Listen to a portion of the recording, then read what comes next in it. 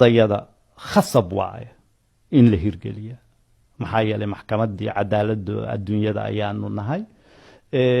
sidaa awgeedna ayay muhiim u tahay in dowladuhu ay horay u aqbalaan awoodda ay maxkamaddu leedahay iyo in maxkamaddu ay geli kadho muranada ama khilaafaadka dowladaha dhex yimaada marka dowladahana hor yimaada inta badan waxa waaye dowlado aqbalay awoodda maxkamadda soo goostayna inay maxkamadda hor yimaadaan oo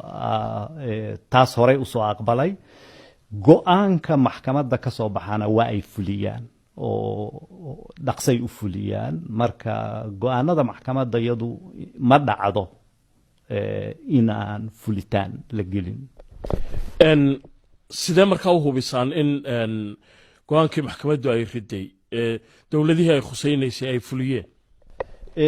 haddee waa la soconnaa ma ogtahay hadda waxaa inta badan dhacda in maxkamaddu ay goyso dhul laba dowladood isku hayeen in labada dowladood midood loo xukumo waxaa jiray dhul weyn aada iyo aada weyn oo batrool ku jiro oo ay isku hayeen cameroon iyo nigeria oo kale in bakasi peninsula la yiraahdaa marka bakasi peninsula waxaa loo xukumay cameroon dhul weyn buu ahaa dad badan baa deganaa nigeria xoogaa waa ay dhibsatay in peninsuladii oo dhan dhulkii oo dhan loo xukumay nigeria secretary generalkii hore oo qaramada midoobay Kofi Annan ayaa labadii madaxweyne isu keenay guddi buu u saaray hirgelinta go-aankii maxkamadda oo ku caawinaya labada dhinac in la hirgeliyo go-aankii maxkamadda guddigaasu intii 2 sano 3 sano ayuu shaqadiisa watay waxayna ku dhamaystireen in muxuu ahaayo sidii loo hirgelin lahaa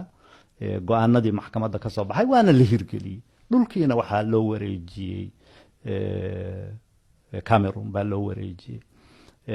dhowaan 2 wadan oo afrikaana benin iyo niger ayaana hor yimi dhul bay intii waqtiga isku hayeen iyaguna dhulkii waanu u samaynay soodin cusub oo aan ahayn ka duwan tii hore ayaanu u samaynay waxaan ognahay inay labadooduba ay ku isticmaaleen oo soodintaas hadda ay u dhaxayso ayna aqoonsadeen bil ka hor hadda waxaa khilaafaad dhex yiil oo ay askar ay iska hortimi dowladaha Costa Rica iyo Nicaragua dhul yaroo ay isku hayeen ayaanu go-aan ka soo saarnay waxaanuna ognahay waxaanuna u xukunnay dowladda Costa Rica inay dhulkaa leedahay oo dowladda Nicaragua ayaan waxba ku lahayn dhulkii la isku hayo dhan waxaa loo xukumay dowladda Costa Rica dowladda Nicaragua waxay tiri waa fulinaynaa go-aanka maxkamadda marka maxkamadda go-aanadeedu inta badan saasay dowladuhu u fuliyaan muranada markaa laba dowladood maxkamad hor yimaadaan dowladina ay tahay mid dadkeedu ay yihiin 100,000 dowladana ay tahay mid dadkeedu ay yihiin 1 milyan ama 1 bilyan maxkamadda horteeda labada dowladood waa isku mid marka saa daraadeed goorta dowlado xoog leh